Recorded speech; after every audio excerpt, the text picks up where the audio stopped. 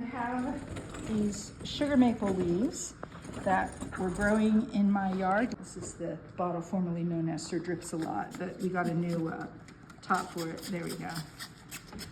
I probably won't use all of these, but it's a good start. And so I'm just gonna start right here. Always looking at the space and the shapes that get made in between the leaves. My mentor, Kathy, sort of taught me that. It's really important to me that the negative space looks interesting and that I have sort of a swirling, almost like an S curve. I'm really into the S curves. Some of the leaves fall outside of it. It's not, I don't ever want to put a leaf right in the middle.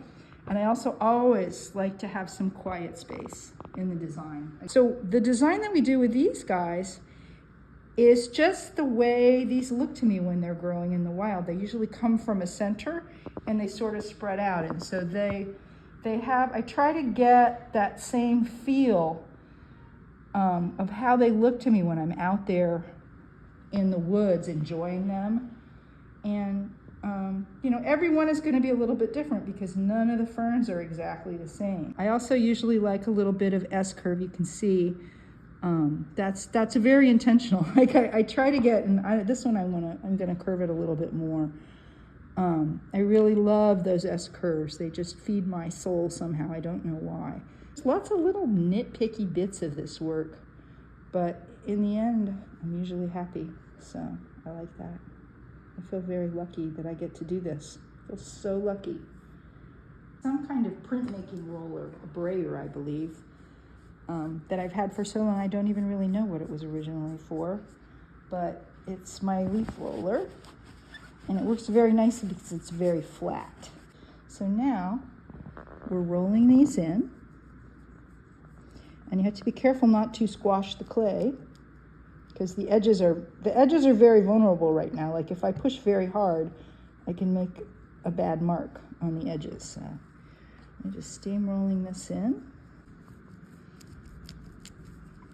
These are bisque forms that I made, and I use a ball to get this little bit of an arch in here. When you're making a platter, you want to have some kind of arch in it, or when you fire it, it has a tendency to be wavy. And if you want it wavy, that's fine. But if you want it to kind of hold up, it's really important to get an arch. And we found that the shape of these balls, this is it's a street hockey ball. I don't think you can even get these anymore, but we have a couple of them. I hope nothing ever happens to them because they're really good. Now I'm going to do a little trimming just because it'll be easier to pick up.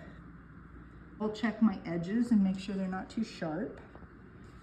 And just very carefully, without distorting this shape, I'm going to lie this in here, line it up, and now it goes into the form very gently. I try not to make little finger marks in here. I don't want a bunch of dents from my fingers.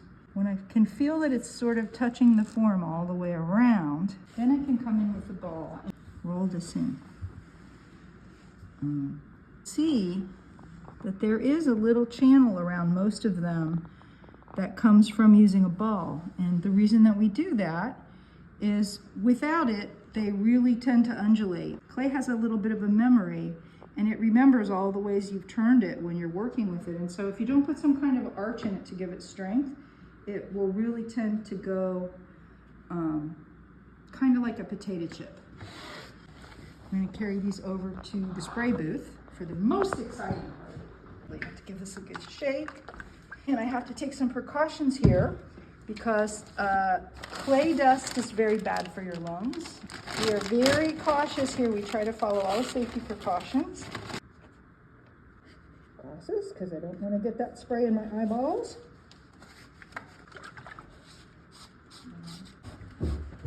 We mix all of our materials. So this is the light background color, and the dark background color looks like this. It's slipped, so it's liquified clay that has a little bit of pigment in it. So that gives us the color. So this is actually what the blue looks like after it's got glaze over it and it's fired.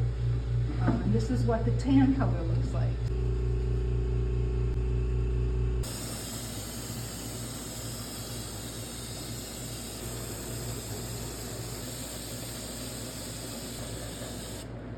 This is my favorite.